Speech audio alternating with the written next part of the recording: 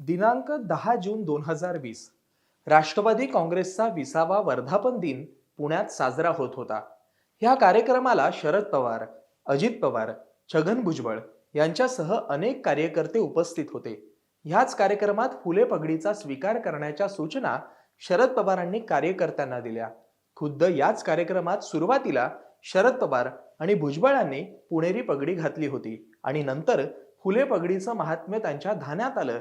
मग छगन भुजबळांच्या डोक्यावर फुले पगडी शरद पवारांनी घातली.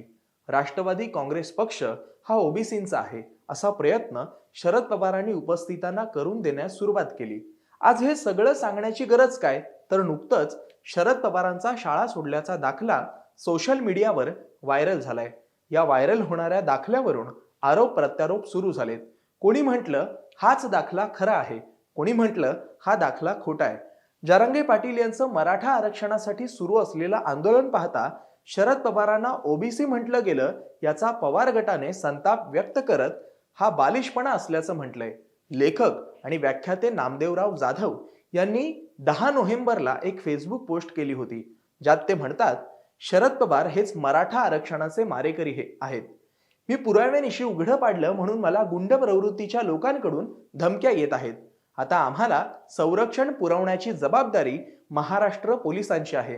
सोबतच पुरोगामी विचारांच्या महाराष्ट्रात हे होत आहे या गुंड प्रवृत्तीचा निषेध. सोबत त्यांनी वन इंडिया या संकेतस्थळाचा दाखला दिलाय, ज्यात पवारांचं पूर्ण नाव, जन्म ठिकाण, जन्मतारीख, पक्षाचं नाव, व्यवसाय, धर्म आणि त्याखाली जातीचा उल्लेख करण्यात आलाय, ज्यात शरद पवारांच्या जातीचा उल्लेख असणारा ओबीसी असा करण्यात आलाय.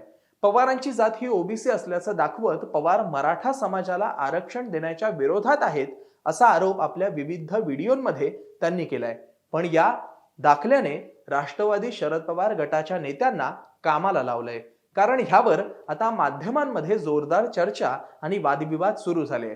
त्यामुळे ओबीसी दाखल्याने नेमकं पवारांना कसं गोत्यात आणलंय, हे प्रकरण नेमकं कसं सुरू झालं, याबद्दल पवार गटाला नेमकं स्पष्टीकरण का द्यावं लागतंय, याबद्दल आज आपण जाणून घेणार आहोत. नमस्कार, मी सुप्रीम मस्कर आणि कॅमेऱ्यावर आहेत अलेक्स साळके. मुळात 10 नोव्हेंबर रोजी व्याख्याते नामदेवराव जाधव यांनी फेसबुकवर शरद पवारांबद्दल एक सर्टिफिकेट पोस्ट केलं. त्यात शरद पवारांच्या वैयक्तिक माहितीसह त्यांच्या जातीचा सुद्धा उल्लेख होता. त्यात त्यांची जात ओबीसी असल्याचं सांगण्यात आलं. त्यानंतर 2 दिवसांनी म्हणजे दिनांक 12 नोव्हेंबरला सोशल मीडियावर अन्य सोशल मीडिया युजर्स कडून पवारांचे हे सर्टिफिकेट व्हायरल करण्यात आले. मग सुप्रिया सुळे, जयंत पाटील, रोहित पवार या सर्वांनीच माध्यमांसमोर येत या प्रकरणी आपली भूमिका मांडली. एकंदरीत या सगळ्यांच्या बोलण्याचा सूर असा होता की शरद पवार हे मराठाच आहेत, त्यामुळे त्यांच्या नावाने ओबीसी असल्याचे व्हायरल होणारे सर्टिफिकेट बनावट आहे. मुळात शरद पवारांच्या आजवरच्या राजकारणाकडे पाहिलं तर मराठ्यांचा नेता म्हणून जनमानसात त्यांची ओळख आहे. मग अशा वेळी सोशल मीडियात व्हायरल होणाऱ्या सर्टिफिकेटला उत्तर देऊन पवार मराठा असल्याचं सतत सांगण्याची गरज राष्ट्रवादी शरद पवार गटाच्या नेत्यांना का लागली असा प्रश्न निर्माण होतो. मुळात मधल्या काळात ओबीसी मतांच्या राजकारणासाठी मराठ्यांना वेगळं पाडण्याचे अनेक मनसुबे पवारांनी रचले असा आरोप त्यांच्यावर करण्यात आला. दुसरीकडे भुजबळांना ओबीसी नेता म्हणून ओळख मिळवून देण्यातही पवारांचा मोलाचा वाटा होता. पण आता छगन भुजबळ ही शरद पवारांसोबत नाही आहेत. त्यातच आधीच मराठा आरक्षणासंबंधी शरद पवारांची भूमिका अनेकदा वादाच्या भोवऱ्यात सापडली आहे. 2019 मध्ये महाविकास आघाडीच्या स्थापनेवेळी त्यांना मराठा आरक्षणासंदर्भात प्रश्न विचारण्यात आला होता. तेव्हा शरद पवारांनी मराठा आरक्षणाचा प्रश्न तेवढा महत्वाचा नाही असं वक्तव्य केलं होतं. त्यावेळी मराठा समाजाच्या मोर्चाला पवारांनी पाठिंबा दिला नव्हता. मराठा समाजानं मग अशा नेतृत्वावर विश्वास कसा ठेवायचा असा प्रश्न निर्माण होतो. पवार ओबीसी नाहीत हे सांगावं लागलं, यातच पवार गटाची हार आहे. शरद पवारांनी आपली ओळख राष्ट्रीय स्तरावर मराठा नेता म्हणून केली. मात्र दुसरीकडे 2014 मध्ये काँग्रेस राष्ट्रवादीच्या सरकारच्या काळात मुस्लिमांना 5% आरक्षण देऊ केलं. तुष्टीकरणाच्या राजकारणाचाही आरोप शरद पवारांवर झाला. याबद्दल नामदेवराव जाधव यांनी आणखीन एका व्हिडिओद्वारे त्यांच्यावर आरोप केला आहे. ते म्हणाले, 23 मार्च 1994 हा दिवस मराठ्यांसाठी काळा दिवस आहे, कारण ह्याच दिवशी मराठ्यांचे आरक्षण ओबीसींना देण्यात आले.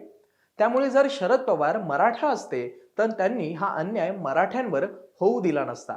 त्यामुळे शरद पवार ओबीसी नेते असल्याचा दावाही जाधव यांनी केलाय. दरम्यान त्यांनी 23 मार्च 1984च्या GRची श्वेतपत्रिका काढण्याची मागणीही जाधव यांनी केली आहे. त्यामुळे ओबीसी समाजाशी आमचं भांडण नाही, तर दोन समाजात तेढ निर्माण करणाऱ्या आणि तुष्टीकरणाचं राजकारण करणाऱ्या सोबत आमचा लढा असल्याचंही जाधव यांनी सांगितलं. मुळात राजकारणात पवारांची भूमिका संभ्रमात टाकणारी होती. दरम्यान छत्रपती शिवाजी महाराजांना जाणता राजा म्हणण्याची गरज नव्हती. छत्रपतींना गो ब्राह्मण प्रतिपालक म्हणण्यास पवारांतर्फे झालेला विरोध असो किंवा छत्रपती संभाजी राजांचा धर्मवीर म्हणण्यास केलेला विरोध पाहता या बाबतीत आधीच मराठा समाजाचा रोष पवारांवर आहेच. पण ह्या दाखल्या प्रकरणामुळे आणखीनच नुकसान होण्याचं लक्षात आल्याने ह्या प्रकरणावर राष्ट्रवादी शरद पवार गटाचे नेते आक्रमक झालेत. त्यामुळे आपणच विणलेल्या जाळ्यात स्वतः पवार गट अडकलाय का आणि त्यामुळेच मराठा असल्याचं सांगण्याची गरज भासत आहे का असा प्रश्न वारंवार निर्माण होतोय. तसंच महाराष्ट्राचं सोशल इंजिनिअरिंग जमतं असा दावा करणाऱ्या शरद पवारांना एक व्हायरल सर्टिफिकेटने एवढा धक्का का बसलाय असा प्रश्नही निर्माण होतोय. तरी या संपूर्ण प्रकरणाबद्दल तुम्हाला काय वाटतं ते कमेंट करून नक्की कळवा. असेच माहितीपूर्ण व्हिडिओ पाहण्यासाठी महा MTVच्या YouTube चॅनलला सबस्क्राईब करा आणि फेसबुक पेजला लाईक करा. धन्यवाद.